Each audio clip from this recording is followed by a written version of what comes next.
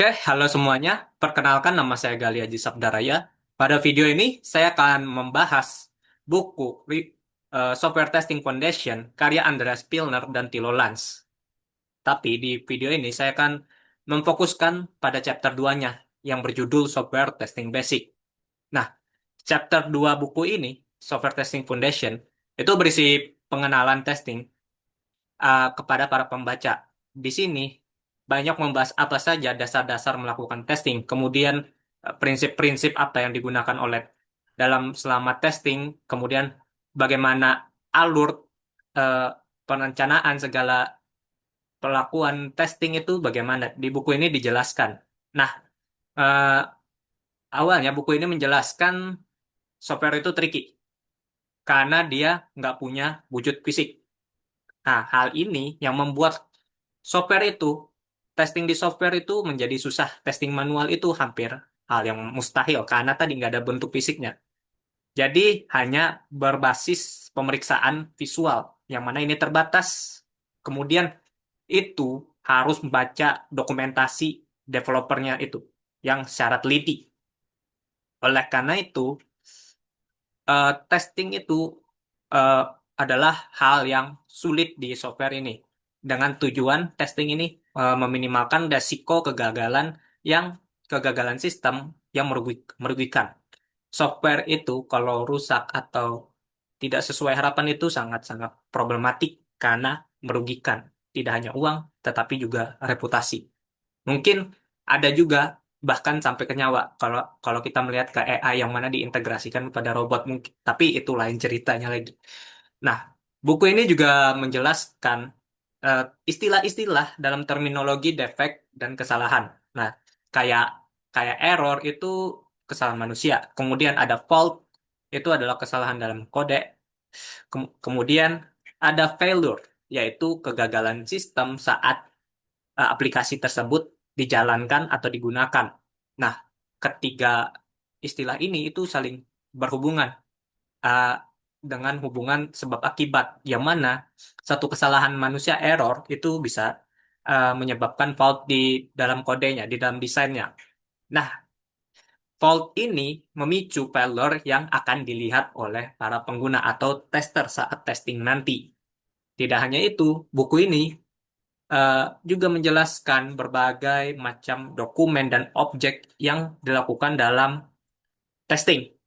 Contohnya kayak ada eh, basis testing, kemudian ada test condition atau kondisi testing, kemudian ada test case kasus ujinya apa aja, ada prosedurnya juga, sampai ada lognya juga, log testing. Nah, kemudian buku ini juga menekankan bahwa testing di awal itu sangat sangat sangat penting karena keterlibatan dini seorang seorang penguji atau tester sejak tahap awal itu sangat membantu menemukan kesalahan lebih awal yang mana jauh lebih murah misalnya dibandingkan memperbaikinya pada sistem yang sudah digunakan kayak membongkar balik lagi.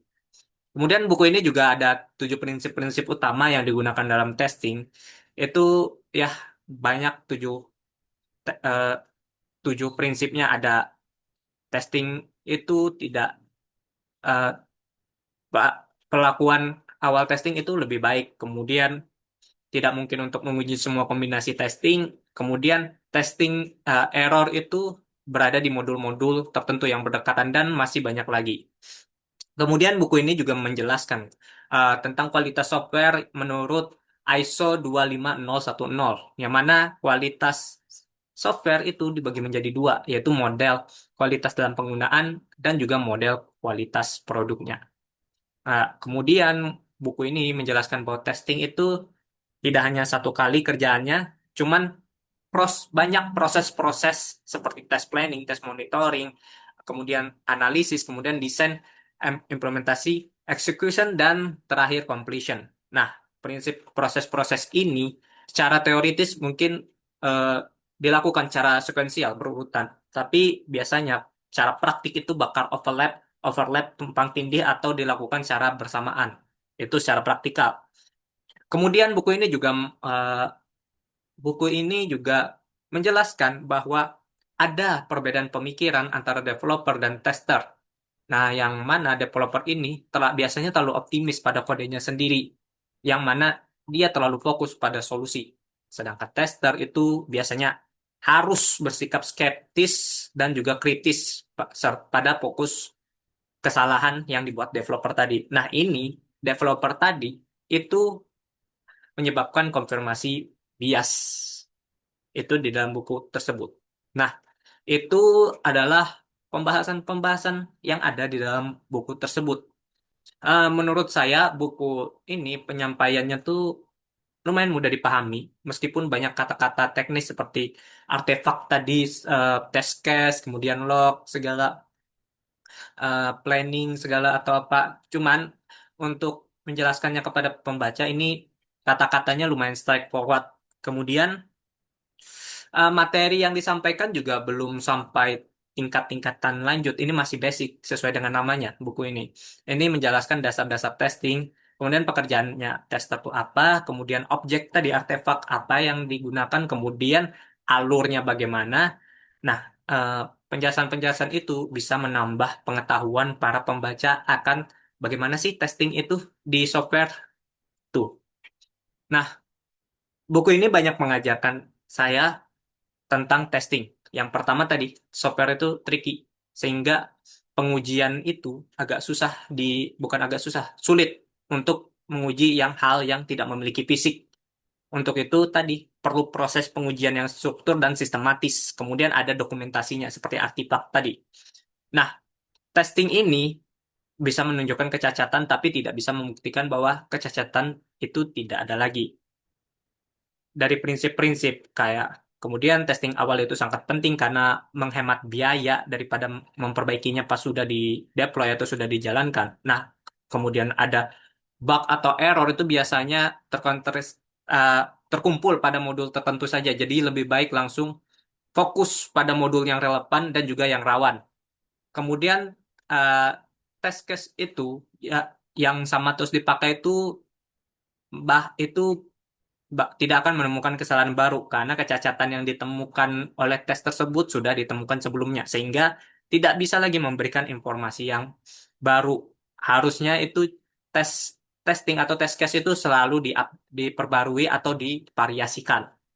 Kemudian aplikasi Zerobook itu belum tentu aplikasinya bakal digunakan oleh para pengguna. Misalnya jika kebutuhan pengguna atau harapannya itu tidak sesuai. Kemudian proses testing itu tidak hanya di akhir dan tidak hanya sekadar menguji perangkat lunak untuk mencari kesalahan, tapi ada proses-proses panjang tadi seperti planning, monitoring, analisis, design, implementation, execution, dan completion.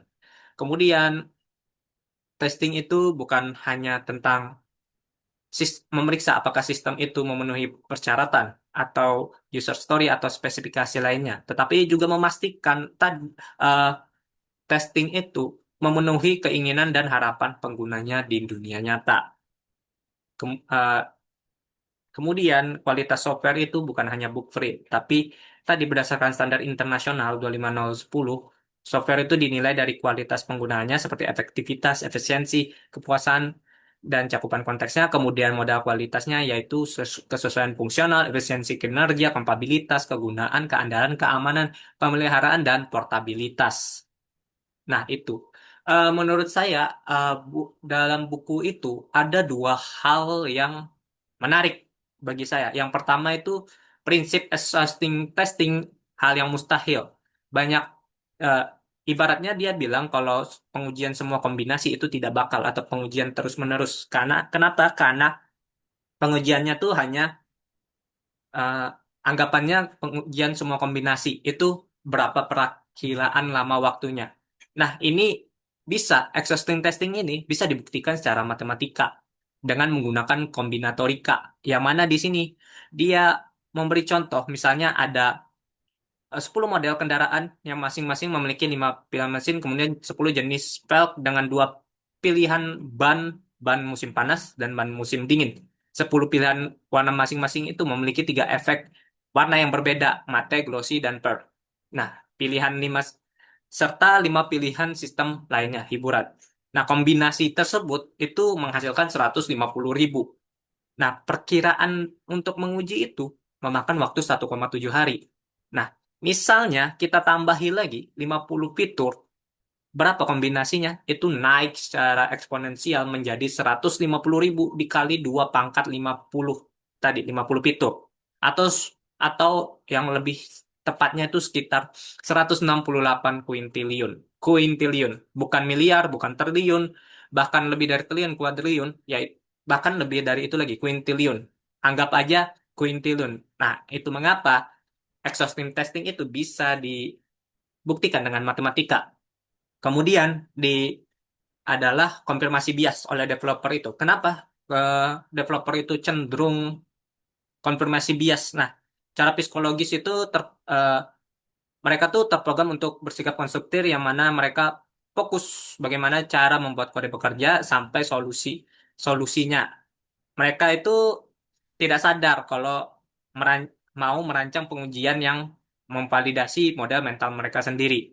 Nah, saya ada baca-baca juga penelitian ilmiah konfirmasi bias and time pressure itu menunjukkan bahwa individu itu cenderung terjebak dalam pencarian bukti yang mengonfirmasi bahwa logika mereka itu sudah benar atau yang sudah benar daripada mencoba menyangkalnya. Nah, bagi developer itu sendiri, menemukan bug pada kode itu sebagai kegagalan. Maka bias ini sebagai mekanisme pertahanan mereka di bawah sadar.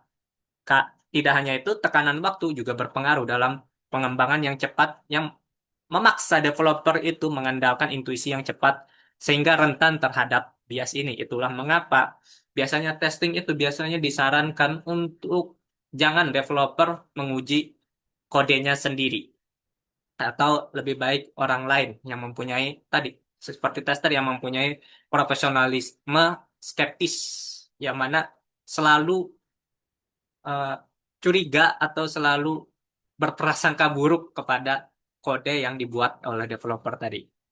Nah, di sini saya juga membandingkan dengan buku lainnya, yaitu buku Fundamentals of Software Testing eh, Second Edition, Revised and Updated, karya buku Bernard Holmes. Tapi di sini saya membandingkannya tidak semua. Saya membandingkan dengan chapter yang selaras atau yang hampir selaras, maksudnya mirip pada chapter satunya, yaitu Fundamental of Testing. Nah, dari buku ini kita bandingkan, itu kedua buku itu memiliki hal yang sama secara penjelasan seperti konsep dasar pengujian, kemudian prinsip-prinsip testing, tadi 7 prinsip-prinsip testing itu ada. Kemudian ada juga menjelaskan bahwa pengujian perangkat lunak itu aktivitas penting untuk menemukan kesalahan atau kecacatan tadi di dalam software. Ada juga terminologi seperti error, fault, dan failure itu sama dibahas di dua buku tersebut.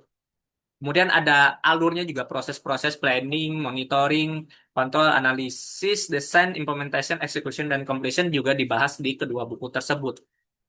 Nah, terus tapi ada perbedaan yang mencolok dari kedua buku itu.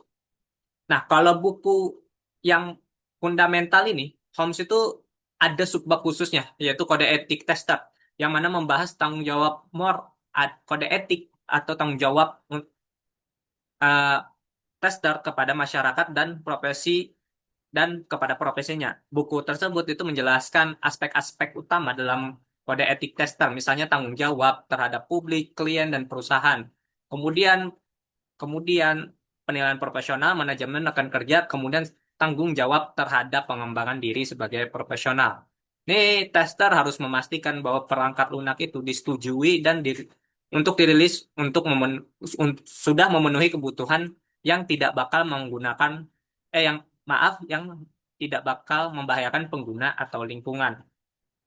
Itu. Jadi kode etik di dalamnya. Nah, misalnya dibandingkan dengan buku Software Testing Foundation tadi chapter 2 itu kode etik tester itu tidak dijelaskan secara subbab tersendiri, tetapi tadi menyinggung konfirmasi bias, lebih menyinggung aspek psikologi kognitif, bagaimana perbedaan pemikiran antara developer dan tester tersebut yang menyebabkan konflik komunikasi dan bagaimana cara cara mengatasinya secara profesional. Nah, kemudian ada juga buku Fundamental of Software Testing itu membagi struktur proses testingnya tuh ke dalam aktivitas yang lebih dinamis dan fleksibel. Dia lebih menekankan pengujian itu harus berjalan dengan model pengembangan perangkat apapun. Nah, sedangkan buku software testing foundation itu lebih fokus pada produk kerja atau artefak yang mana setiap langkah itu harus menghasilkan dokumen atau pentingnya dokumentasi sehingga bisa dapat dilacak traceability. Ini yang difokuskan oleh di dalam metode mereka. Mungkin buku Holmes ini, chapter 1 itu lebih menekankan pada dimensi profesional, yang mana membangun fundamental sebagai profesi tester. Sedangkan buku Spillner, chapter 2 itu lebih ke basic-basicnya aja, bukan sampai fundamental, bukan sampai ke dimensi yang lebih profesional. Jadi lebih ke dasar. Itu perbedaan dari penjelasan atau pendekatan dari kedua buku tersebut. Nah, mungkin itu saja yang bisa saya sampaikan dan hasil review eh, sop- buku Software Testing Foundation Chapter 2 tadi. Mungkin eh, saya terima kasih banyak. Wassalamualaikum warahmatullahi wabarakatuh.